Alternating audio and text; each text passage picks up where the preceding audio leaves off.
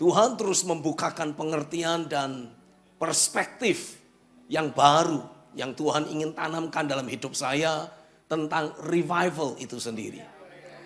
Bersamaan dengan kemudian saya ada jadwal untuk melayani di luar, saya semakin merasakan betapa pentingnya untuk setiap kita sebagai jemaat, sebagai orang-orang percaya, kita bisa terus ada, bertumbuh dan dibangun di dalam dimensi revival yang ada. Yang setuju katakan amin. Karena di luar sana ada begitu banyak orang yang sedang mengalami kekeringan, kesuaman, hambar secara rohani. Dan kehidupan sehari-hari mereka betul-betul terus ada dalam tekanan dan himpitan. Entah karena pekerjaan musuh, entah karena masalah yang mereka bikin sendiri. Tapi yang pasti ada begitu banyak kehidupan orang-orang percaya yang sedang seperti tanah kering, gersang, tandus. Halo, amin. Tapi Tuhan menyatakan, setiap kita sebagai orang percaya, khususnya ketika saudara terus ada, terus bertumbuh dan dibangun dengan apa yang Tuhan kerjakan di tengah-tengah kita. Sesungguhnya engkau sedang dibangun di dalam dimensi revival itu sendiri. Karena saudara terus ada, dipengaruhi, terus dibangun dengan dimensi revival. Otomatis, bilang otomatis, aku akan dilahirkan menjadi para revivalis. Amin. Jadi Tuhan tidak mengendaki saudara hanya menjadi orang Kristen biasa. Tuhan akan terus membangun hidupmu sedemikian rupa sehingga engkau betul-betul terus alami di dalam dirimu, katakan di dalam diriku. Terus ada aliran air hidup di dalam diriku. Terus ada pekerjaan firman dan roh yang membawa aku mengalirkan kehidupan ilahi keluar dari hidupku, menjangkau, menjamah banyak orang yang lain. Dan Tuhan membuat aku berfungsi menjadi para revivalis. Kata revival itu sendiri berasal dari kata to revive. Maksud dari to revive artinya adalah menghidupkan kembali, mengobarkan kembali, membuat apa yang dulu tidak ada, dulu pernah ada, lalu kemudian hilang, nah sekarang dibuat ada lagi. Ada orang di sini. Dulu ada banyak orang cinta Tuhan, haus lapar akan Tuhan, sungguh-sungguh mengejar realita Tuhan. Tapi karena masalah, karena kesibukan, karena kekecewaan, dan berbagai aspek negatif yang lainnya, hati yang mencari Tuhan itu jadi seperti padam dan kemudian hilang. Nah, inilah konsep dari sebuah revival. Orang menghendaki adanya pekerjaan firman dan roh terjadi dalam hidupnya secara sedemikian rupa sehingga menghidupkan kembali hatinya yang dulu pernah cinta Tuhan tapi kemudian hilang. Tuhan mau itu dihidupkan kembali. Banyak orang merindukan hatinya yang dulu berkobar-kobar, tapi karena banyaknya masalah, kekecewaan, karena hal-hal negatif lain, dia kehilangan semua hati yang berkobar itu.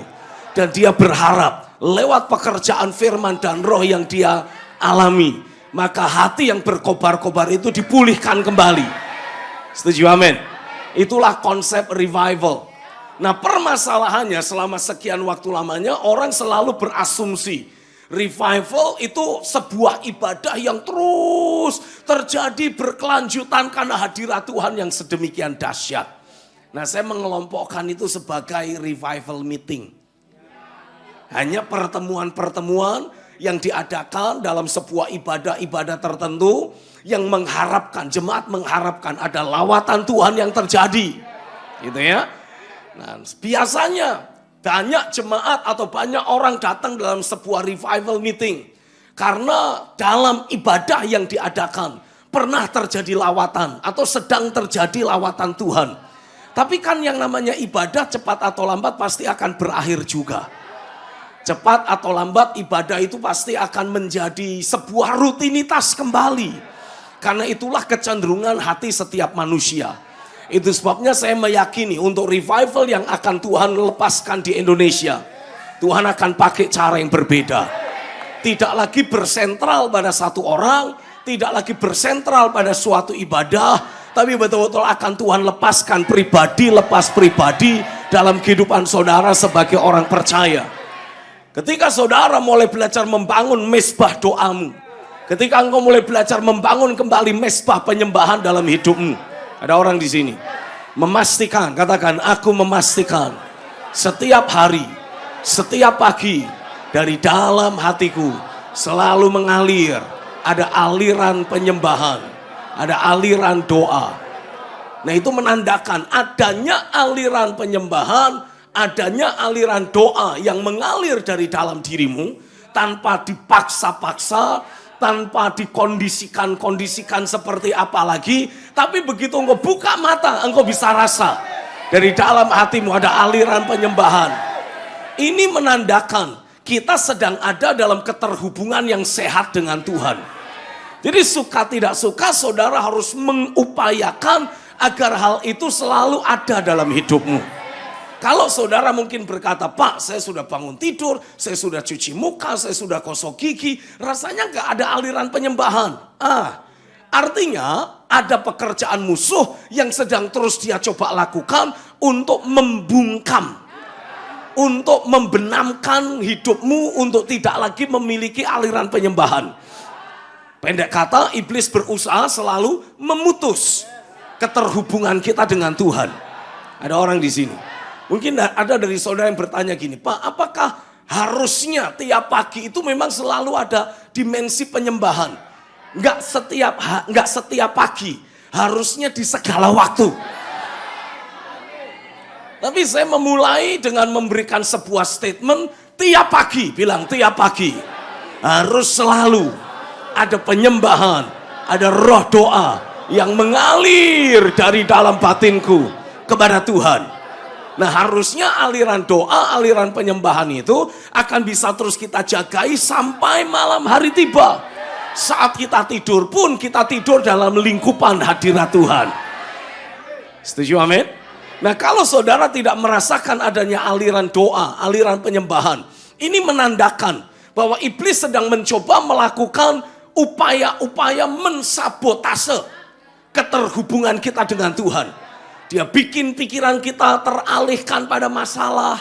Dia buat batin kita terus menyimpan kejengkelan terhadap seseorang. Apa tujuannya? Supaya aliran penyembahan dalam dirimu itu terputus. Ingat baik-baik, iblis tidak bisa memutus aliran penyembahan dalam hidupmu. Hanya engkau sendiri yang bisa menutupnya. Caranya bagaimana? Iblis melancarkan tipu daya. Dia bikin pikiranmu masih terus tertuju pada masalah yang semalam belum selesai. Dia buat hatimu masih menyimpan berbagai ganjalan, kejengkelan atas apa yang terjadi kemarin. Sehingga ketika saudara bangun pagi, saudara sedang menutup aliran penyembahanmu itu sendiri. Karena keputusanmu membiarkan masalah, tantangan, pergumulan, kejengkelan, emosi negatif terus ada dalam hidupmu. Ada orang di sini. Itu sebabnya ini asiknya bahasa Inggris. Kalau saudara mau tidur, orang selalu memberikan sebuah ucapan, have a good rest. Bukan have a good sleep. Padahal saudara mau tidur. Tapi yang dia ngomong apa? Have a good rest. Apa yang dimaksud have a good rest? Biarlah seluruh keberadaanmu, bukan cuma matamu yang merem. Tapi emosimu juga rest. Pikiranmu juga rest. Oh come on. Seluruh keberadaan kita, roh, jiwa, tubuh dalam keadaan rest. Sehingga saat saudara bangun pagi, engkau mendapatkan energi yang baru setelah resting.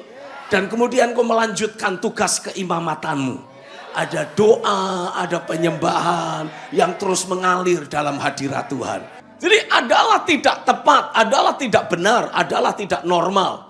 Kalau saudara masih terus harus bergumul, berjuang, bergulat. Tuhan mengendaki, katakan Tuhan mengendaki. Aku menikmati hari perhentiannya. Karena Alkitab menuliskan, baiklah kita waspada. Supaya jangan ada seorang pun di antara kita yang ketinggalan. Tidak menikmati hari perhentian Tuhan. Sampai sini paham? Artinya ada banyak orang Kristen yang bakal bisa ketinggalan. Kalau tidak berhati-hati. tidak hidup menikmati hari perhentian. Nangkap ya? Coba perhatikan sekali lagi. Lihat ayat ini baik-baik. Sebab itu, baiklah kita waspada. Baca yang keras lah, jangan cuma dalam hati. Ayo, Kristen kebatinan harus bertobat. Tuh kan pada diam semua. Ubah kebiasaanmu. Mulai terus pakai mulutmu memperkatakan firman. Karena ini adalah kunci yang saya mau kita latih dalam hidup kita. Oke, lihat sekali lagi. Sebab itu, baiklah kita waspada. Supaya jangan ada seorang di antara kamu yang dianggap ketinggalan. Sekalipun janji akan masuk ke dalam perhentiannya masih berlaku. Artinya Tuhan sedang membuka pintu kesempatan untuk kita masuk dalam hari perhentiannya Tuhan. Yang setuju katakan amin. Perhatikan prinsip ini. Pada waktu saudara mengalami realita Tuhan dicurahkan dalam hidupmu. Saudara berhenti dari segala pergulatan. Berhenti dari segala pergumulan. Berhenti dari segala kecemasan. Berhenti dari segala macam gejolak emosi negatif. Itulah yang dimaksud sebagai hari perhentiannya. Tidak ada lagi pergumulan, pergulatan dalam batin kita. Tidak ada lagi pergumulan, pergulatan dalam hidup sehari-hari kita. Orang Jawa punya istilah semeleh, berserah. Nah, hidup dalam penyerahan atau berserah kepada Tuhan, itu bukan kehidupan yang pasif. Ini justru kehidupan yang aktif penuh dengan iman. Karena tahu pasti semua sudah disediakan oleh Tuhan. Sebelum Tuhan menciptakan manusia, Dia bikin semua infrastruktur untuk menopang kehidupan manusia itu sendiri. Seluruh ekosistem yang dibutuhkan untuk manusia hidup sehat, hidup kuat, dan terus bersekutu dengan Tuhan sudah diciptakan. Baru Tuhan bikin manusia. Begitu Tuhan bikin manusia, ditaruh di Taman Eden, hari ke-7, hari perhentian. Jadi ketika Tuhan ciptakan manusia, manusia buka mata di Taman Eden, manusia sudah langsung menikmati hari perhentiannya Tuhan. Nah, di dalam hari perhentian Tuhan, engkau akan menikmati berbagai keajaiban, engkau akan menikmati berbagai perkara ilahi. Ada orang di sini. Karena ketika Tuhan membawa engkau masuk ke hari perhentiannya, Tuhan membawa engkau menikmati semua yang Bapa sudah sediakan bagimu. Tidak ada lagi pergumulan, tidak ada lagi pergulatan, tidak ada lagi kecemasan, tidak ada lagi kekhawatiran, tidak ada lagi keperluan. Tidak ada lagi kebutuhan. Makanya Daud berkata, Tuhan adalah gembalaku. Terus kalimat berikutnya apa? Takkan kekurangan aku. Tuhan akan selalu membawa saudara menikmati kelimpahannya. Saat saudara ada di dalam hari perhentian, saat engkau menikmati sorga menyelimuti hidupmu, engkau selalu menikmati kelimpahan Tuhan. Hari ini saya berdoa, biarlah kuasa Roh Kudus menerangi mata hatimu, menyadarkan engkau bahwa menjalani kehidupan sehari-hari yang penuh pergumulan, penuh pergulatan, penuh dengan berbagai macam tekanan adalah hal yang tidak wajar. Karena seharusnya, katakan seharusnya, aku menikmati seluruh kelimpahan yang sorga miliki. Tidak ada lagi kebutuhan dalam hidupku. Aku menikmati hari-hari sorga di atas muka bumi ini. Katakan terjadilah atasku. Yang percaya katakan amin. Ada satu kesaksian yang saya pernah dengar. Ada ibu-ibu belum jadi orang Kristen, tapi dia sudah pernah dengar banyak orang Kristen memanggil pencipta langit dan bumi dengan sebutan Bapa. Sampai dia ngomong, dari semua agama hanya orang Kristen yang punya Bapa. Dia punya masalah keuangan. Dia tidak punya uang untuk beli beras. Sementara anak-anaknya sudah mulai pada kelaparan. Tapi dia tidak punya apa-apa. Jadi dia cuma doa. Dia doa kepada bapaknya orang Kristen. Bapak, Aku tidak punya uang. Aku panggil engkau Bapak karena aku dengar orang Kristen memanggilmu Bapak. Aku butuh untuk bisa beri makan anak-anakku. Dia selesai doa. Lewat beberapa menit ada orang ketok-ketok. Lalu kemudian memberi dia 50.000 rupiah untuk beli beras. Bapaknya orang Kristen mendengar doa. Karenanya saya mau tegaskan buat saudara, ceritakan perbuatan besar yang pernah engkau alami bersama Tuhan kepada orang lain. Mereka suatu hari akan membutuhkan. Dan saat mereka alami masalah yang pernah engkau alami, mereka akan ingat, Roh Kudus akan mengingatkan kisah kemenangan yang saudara miliki. Dan Roh Kudus akan mendorong dia, berserulah kepada nama Tuhan.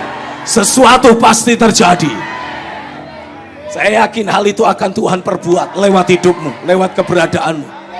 Tapi saudara, sekali lagi, engkau harus mau, katakan aku harus mau mengisi hidupku dengan pekerjaan firman dan roh setiap hari. Amin. Saya mau ajak saudara melihat kitab Yohanes pasal yang ke-7. Selama beberapa waktu terakhir ini, saya terus banyak berbicara tentang Yesaya pasal yang ke-40. Ayat yang ke-3 sampai ayat yang ke-8. Betul ya? Saya mau kita mulai biasa melatih diri mendoakan ayat-ayat firman yang ada. Karena ketika saudara mendoakan ayat-ayat firman, saudara sedang mengakses kehidupan ilahi yang ada di dalam firman itu. Saat saudara mendoakan firman, saudara sedang membuat firman itu tidak lagi ada di otakmu, tapi termeterai di dalam batinmu. Menjadi firman hidup, terus terngiang-ngiang dalam batinmu. Cuma 2 orang.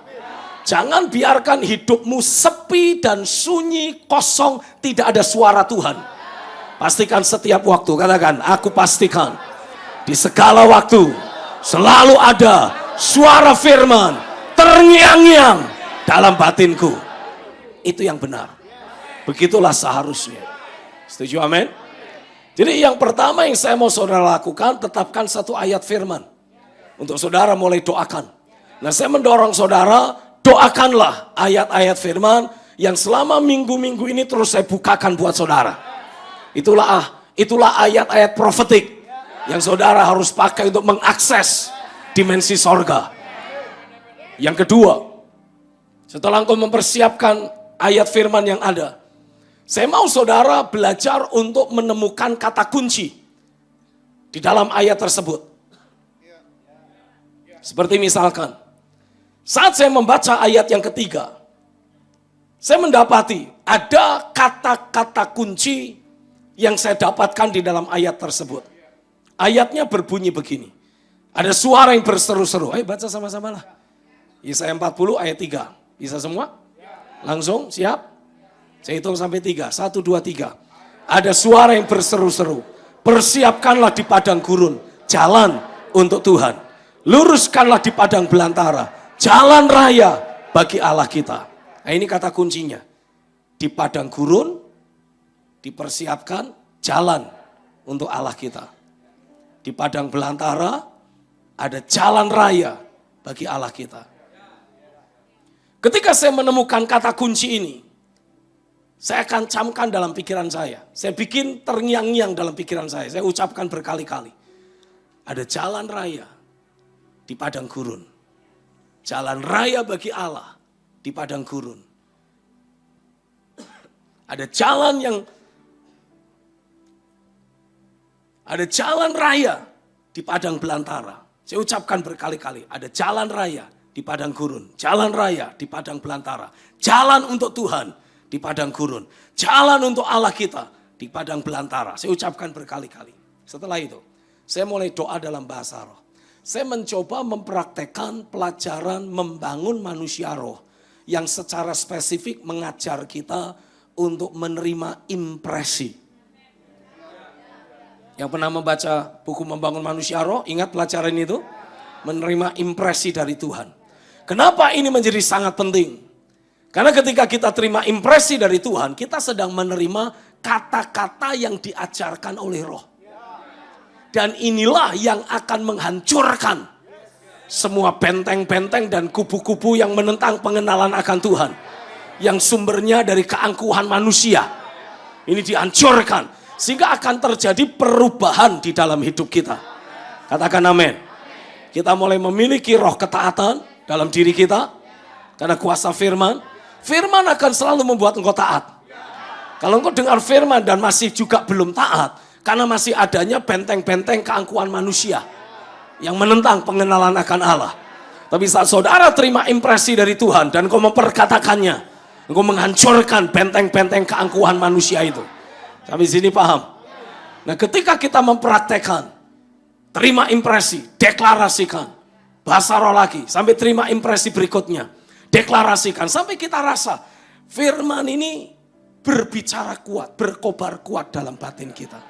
Nah, setelah itu kita lanjut ke ayat berikutnya. Sampai sini paham? Apa kata kuncinya? Jalan raya bagi Allah. Betul? Jalan bagi Tuhan di padang gurun. Oke? Oke, saya mau memperkatakan itu beberapa kali dalam pikiranmu. Jalan raya bagi Allah. Jalan di padang gurun bagi Allah. Ucapkan itu terus, jangan berhenti. Ayo ngomong terus, ngomong beberapa kali semua saudara. Saya mau kita latihan ini semua. Kamu semua boleh berdiri, semua boleh berdiri. Yang di atas juga jangan duduk terus, ayo berdiri. Terlalu lama engkau duduk. Ini waktunya kita mulai latih diri kita. Oke?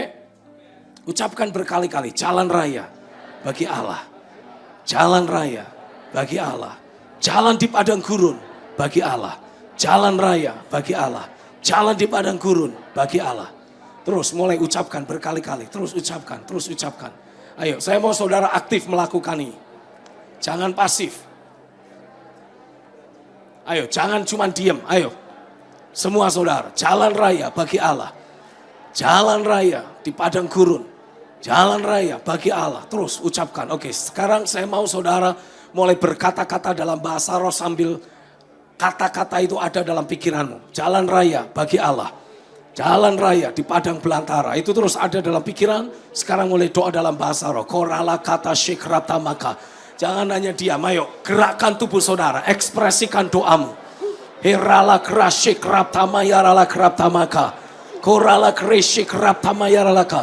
Saya terima impresi dari Tuhan. Saya perkatakan di dalam nama Yesus. Aku perkatakan saat ini. Kehidupanku yang seperti di padang gurun. Akan mulai mengalami. Ada realita Tuhan yang datang dalam hidupku. Ada jalan raya bagi Allah.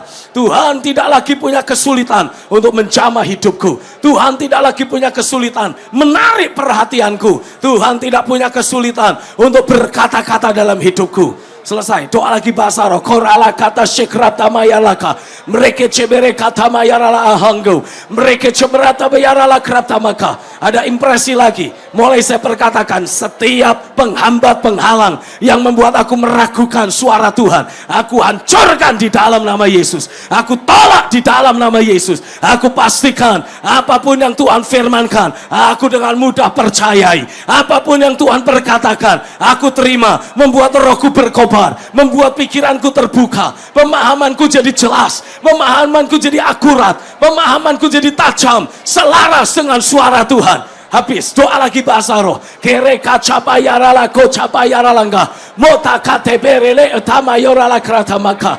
Mulai dapat impresi, perkatakan lagi. Hatiku yang selama ini kosong, hatiku yang selama ini diam, pikiranku yang selama ini pasif, aku remukkan, aku hancurkan. Aku isi penuh dengan firman. Aku perkatakan firman. Oh, suara Tuhan akan semakin jelas berbicara dalam hidupku. Suara Tuhan akan semakin jelas berkata-kata dalam diriku, memenuhi batinku dengan firman-Nya, memenuhi hidupku dengan pengertian-pengertian ilahi, membawa aku melakukan keputusan-keputusan yang selalu akurat, yang selaras dengan Tuhan. Hidupku semakin memperkenan Tuhan. Sudah bisa ikuti saya? Ada orang di sini? Lihat ke depan sini. Saya mau ketika saudara berdoa, doa dengan sungguh-sungguh, doa dengan suara yang keras, dan tujukan doa itu untuk membentuk hidupmu, membentuk jati dirimu. Ada orang di sini. Dan ucapkan dengan suara yang keras. Jangan takut dengan teman di sebelah kanan kirimu. Engkau sedang berdoa membangun hidupmu, bukan sedang menceritakan detail hidup yang membuat orang jadi nguping dan tahu, oh ternyata Pak Stephen lagi punya masalah. Oh ternyata dia lagi punya keinginan belum terjadi. Oh ternyata, enggak. Saudara sedang mempergunakan firman untuk membangun dirimu. Biarin orang lain dengar, mereka akan ikut terbangun. Tapi saudara harus ucapkan dengan suara yang keras.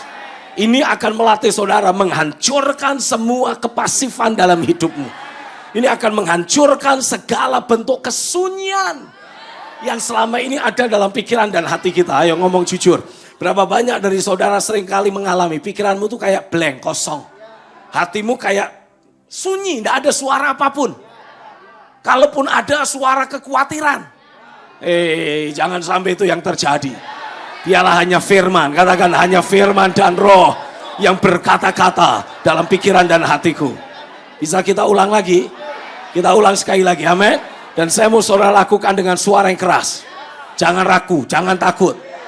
Ini akan membentuk jati dirimu. Orang yang jati dirinya lembek, jati dirinya lemah, dia akan ngomong dengan pelan-pelan juga. Dia tidak berani bersuara keras. Tapi saya mau saudara tidak lembek. Dengar ini, seorang revivalist, bilang seorang revivalist selalu akan didapati berbeda dengan kebanyakan orang lain. Memang kita beda, tapi jangan pernah takut dengan perbedaan yang ada. Setuju, amin? Kita tidak sedang melawan arus, kita sedang menciptakan arus kita sendiri. Dan siapa dari mereka yang merasa ada jamahan Tuhan, mereka akan nyemplung ke arus kita.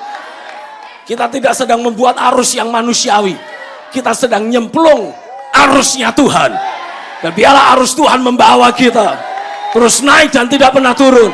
Makin kuat, bertumbuh dari satu kemuliaan kepada kemuliaan yang lebih lagi. Setuju, amin? Dengar baik-baik. Seorang revivalist itu memiliki roh yang tajam. Memiliki mentalitas yang tidak mudah digoncangkan oleh data dan fakta negatif. Nah, saya mau saudara jadi seperti itu. Sorot matamu tajam. Kenapa? Karena terus diasah dengan firman. Pikiranmu juga tajam. Kenapa? Karena terus merenungkan firman. Manusia rohmu juga tajam. Kenapa? Karena terus dibangun dengan kuasa firman. Oh, come on. Engkau bukan lagi jemaat biasa. Bilang, aku bukan jemaat biasa. Aku adalah para revivalist yang dibangkitkan Tuhan, dilatih Tuhan. Setuju, amin? Come on, 1, 2, 3, doa dengan kuat saat ini.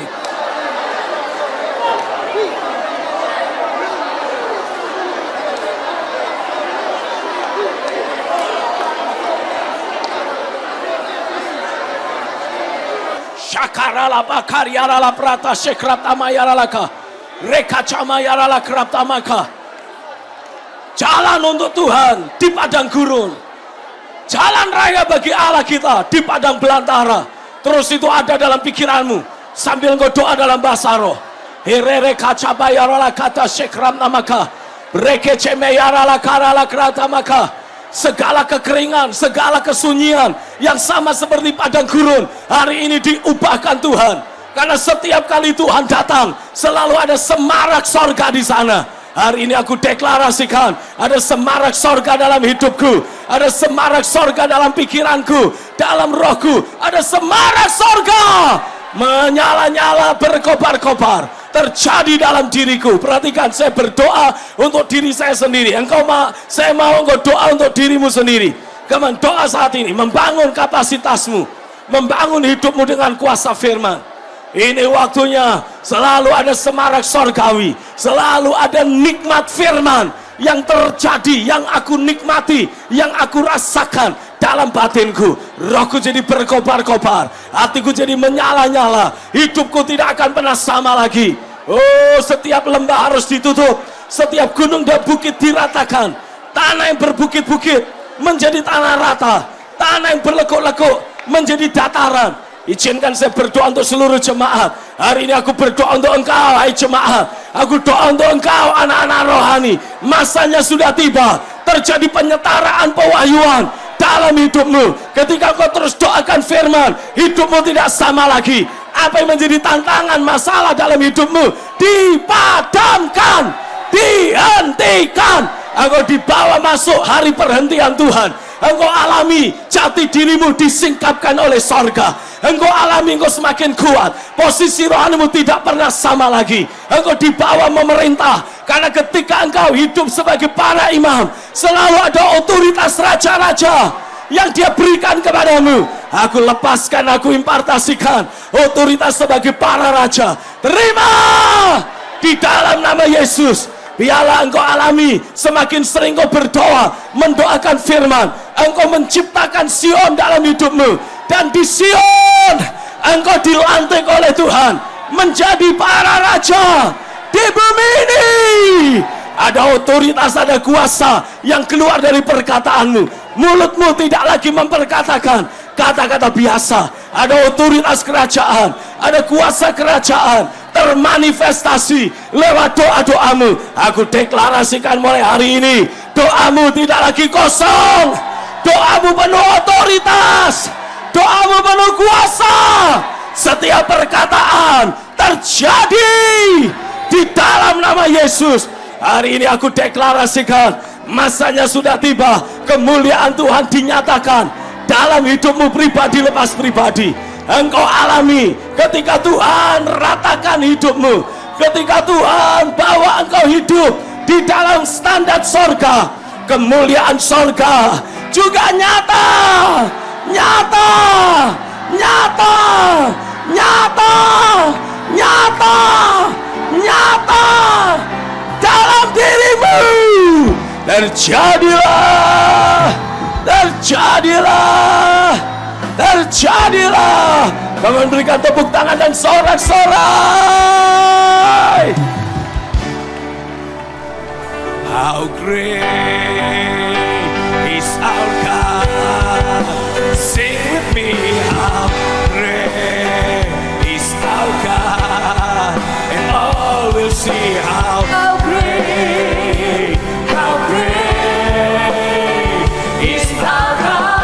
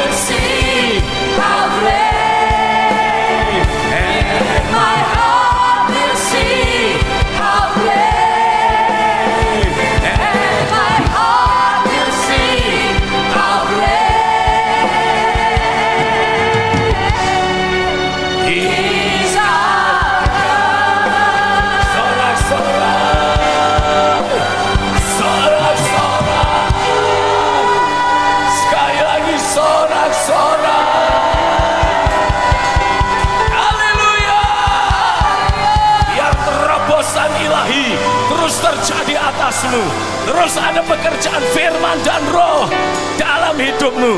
Ada anak tangga yang kau bangun sampai ke langit. Dari hatimu, dari hidupmu sampai ke langit. Dan biarlah malaikat sorgawi turun naik atas tangga itu. Ada aktivitas ilahi yang mulai terjadi dalam dirimu. Aku menghentikan kesunyian, keheningan dalam hidupmu. Aku penuhi hidupmu dengan semarak firman Tuhan, semarak hadirat Tuhan, semarak pekerjaan roh. Yang percaya berikan tepuk tangan dan sorak-sorak.